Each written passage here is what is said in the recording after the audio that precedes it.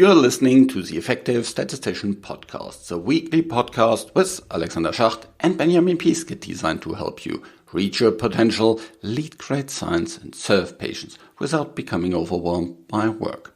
Today, I'm talking about 6 common problems with data visualizations and, of course, how you can overcome them.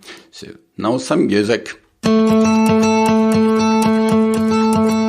As you know, I'm a really big fan of data visualizations because they help people to understand data much faster. And I'm speaking here more about the figures that actually tell a story, not so much about data visualization that helps to explore data, where you want to find patterns into data.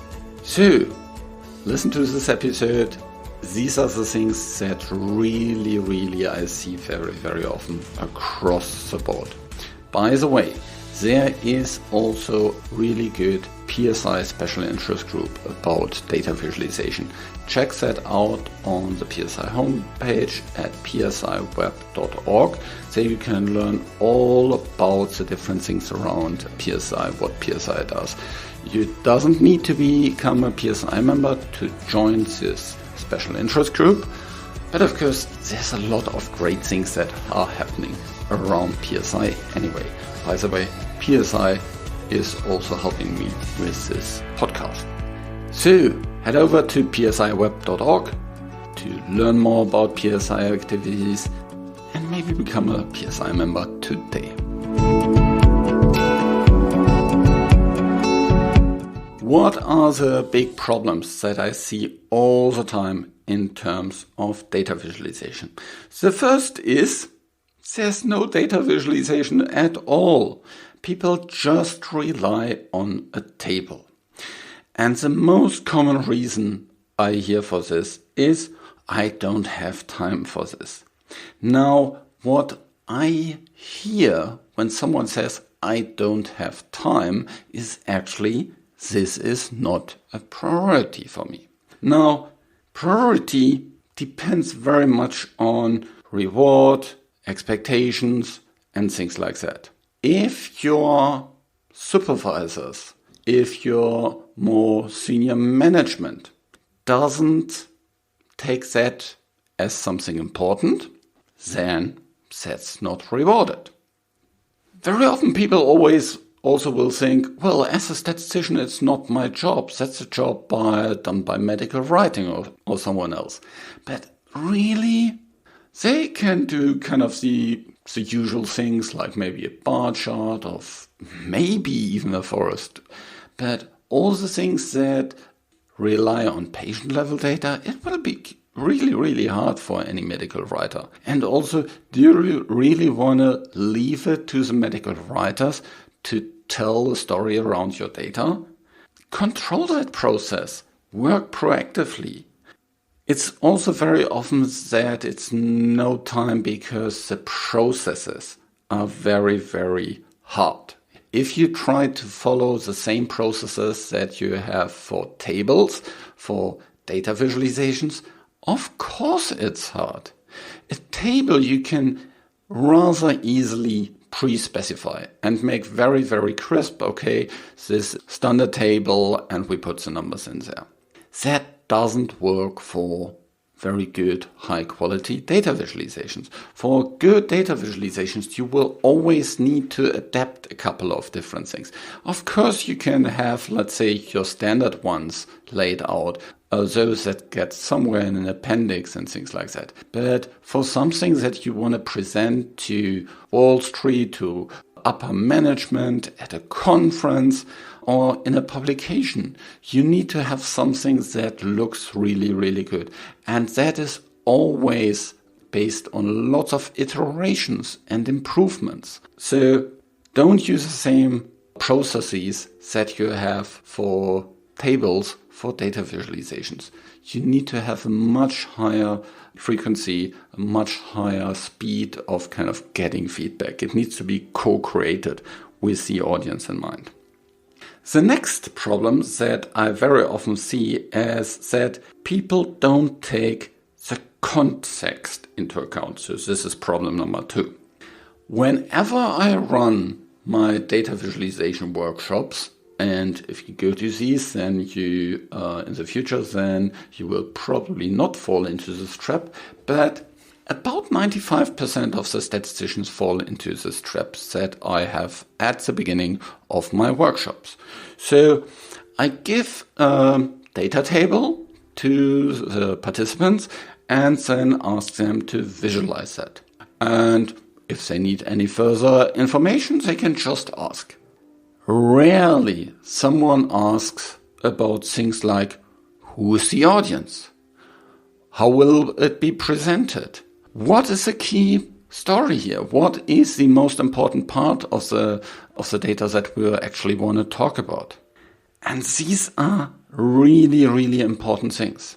Yeah, figure that goes into a dossier, a report, a paper, where people can look at it if they want for hours.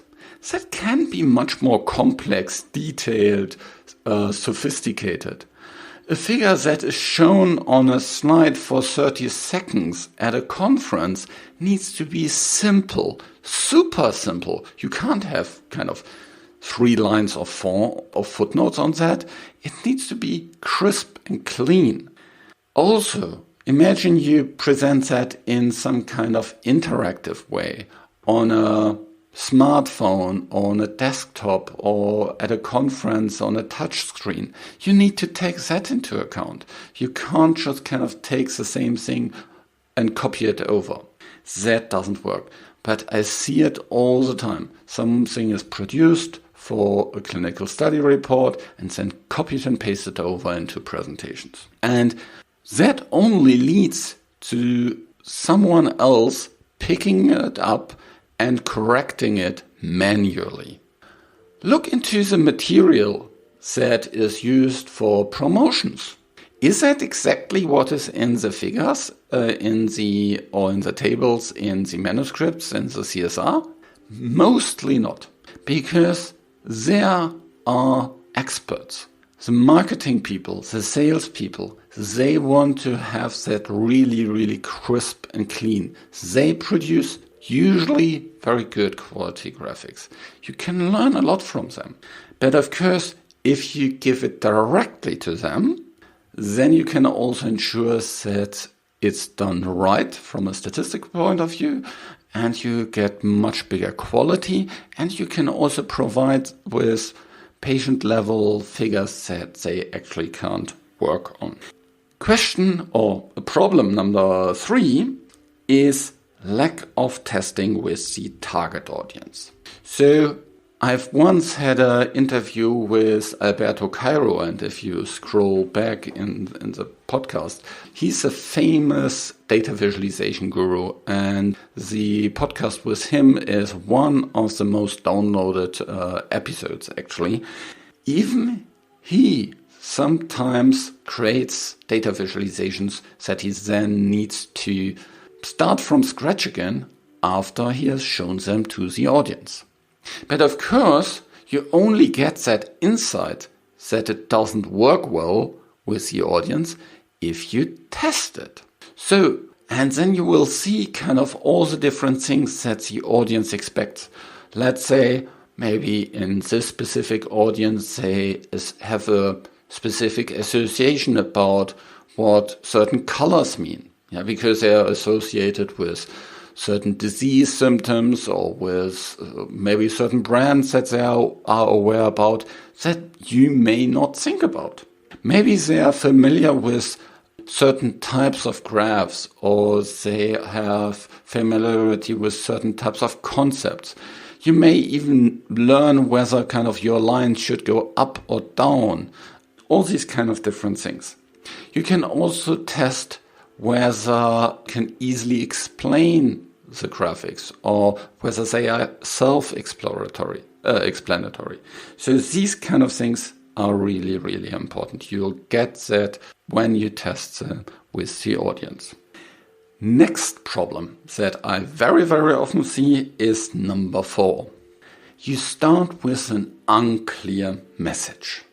This unclear message leads to a lot of confusion. Let's say you get asked to present the efficacy data for endpoint X for study Y in a figure. Now, what about this endpoint is so important? What do you really want to show? Do you want to show how fast it develops at the beginning?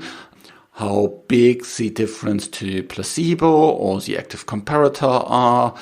Is placebo actually relevant, or is only the active comparator relevant? Are there certain time points that you want to bring home? Are there certain parts of the endpoints that you want to kind of emphasize? Do you want to look into, if it's a combined endpoint, into the components as well? If it's patient-reported outcome, into the different items of it? Do you want to show patient-level data so that you can see how consistently the effective? All these kind of different things, can be included in this very generic ask for providing a figure. And if you're not clear about this, then you will get conflicting feedback when you test it. Some will say, well, get rid of this. Others will say, add that. The next one will say, no, we need a bar chart instead of a line chart. And another person will say, but what about the subgroups?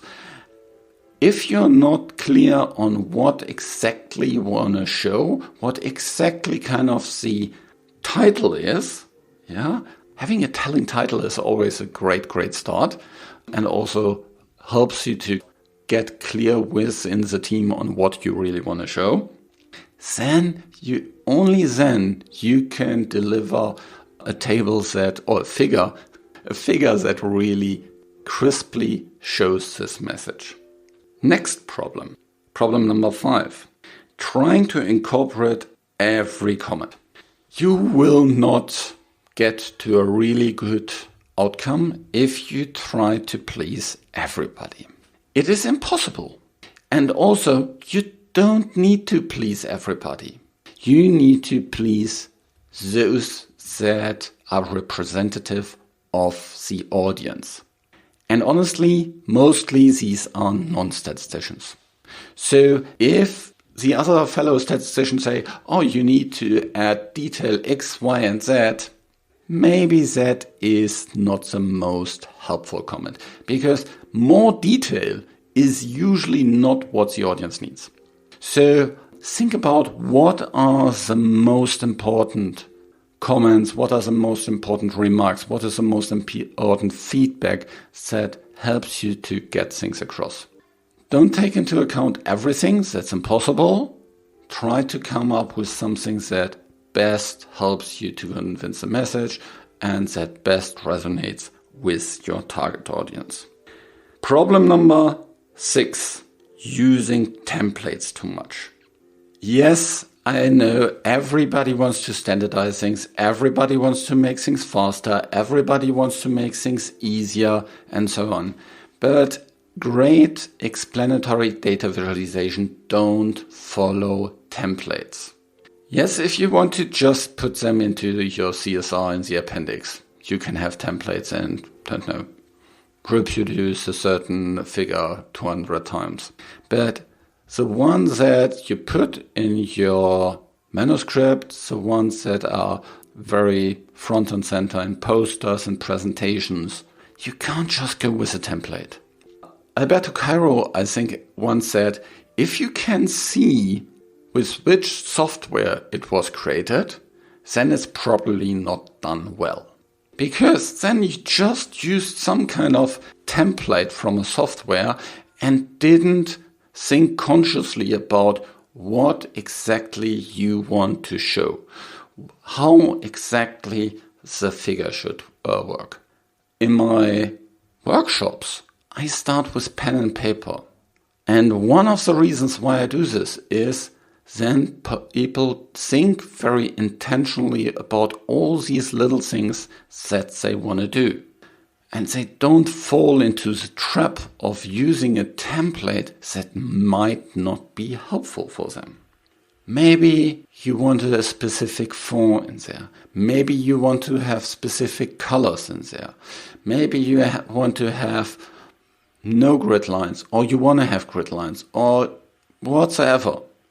All these different things you will only think about if you are consciously deciding all these different things. Yes, templates can make it faster, but usually don't lead to better results. So be really, really careful with using standard templates. Where looking into other graphs is really helpful is getting inspiration. How could you do it differently? And there's a lot of free content that I have about data visualization on the Effective Statistician homepage. So check that out. Look into our library, what we have there. Also look into the Visualization Special Interest Group. On their homepage, they have also a lot. One last thing. Gary and myself have also created a course that is called Winning with Words and Graphs, the Effective Statistician Presentation and Data Visualization Masterclass. That also speaks about how you can improve your data visualizations.